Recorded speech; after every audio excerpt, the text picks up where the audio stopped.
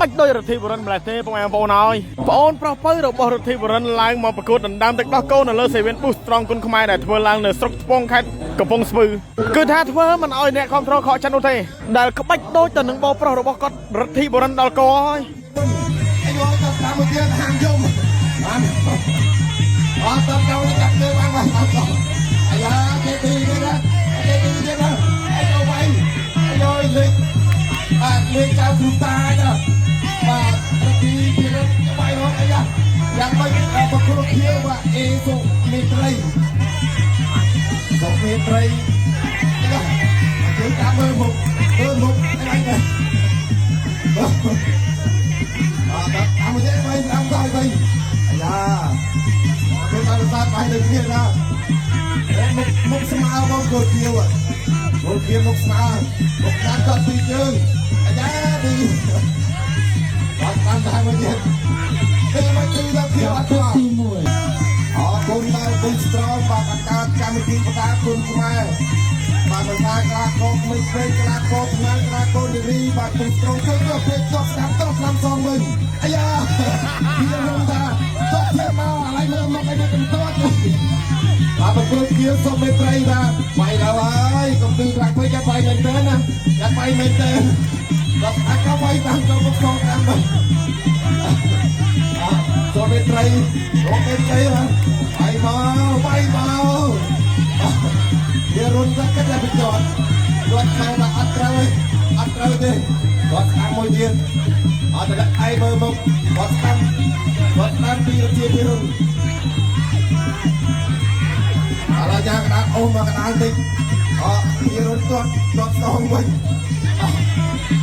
បាទទាត់មកតិចគាត់ទៀតអត់ទាត់ពីដល់ហើយចូលមកអីគាត់ពីដល់ហើយដៃលើចូលមកអីគេគាត់ចាំលើពីរុនអត់ចូលទៅគាត់តាមឲ្យតាមវិញបាទបាយគេរហូតគេបាយមកដៃគេចាប់កាត់មកអត់ចូលទៅទៀតអត់ទៅទៅបាក់មកដល់ពីរុនបាទសុកមេត្រីរអត់បញ្ហាប៉ុណ្ណេះអត់អីទេចាប់ទៅអាយសំចូលដៃមួយទៀតបាទដំណងមកគេបាទពីរុននេះគាត់មកទៀតទៀតយ៉ាទីចាំពីទឹកចូលដាក់ទឹក3របស់អីក៏ចូលបាក់ដៃចូលឯងចូលខ្លួនឯងចុះតាមខោបាយតាមគាត់វិញអត់ត្រូវទេយ៉ាបាញ់មិញបាទគេខ្លាចគ្រូបាទគាត់តែខ្លាចគ្រូនេះណារត់បាច់ចាក់គាត់តាមសងវិញមើលមកទៀតមើលមកអីស្នូទៅទី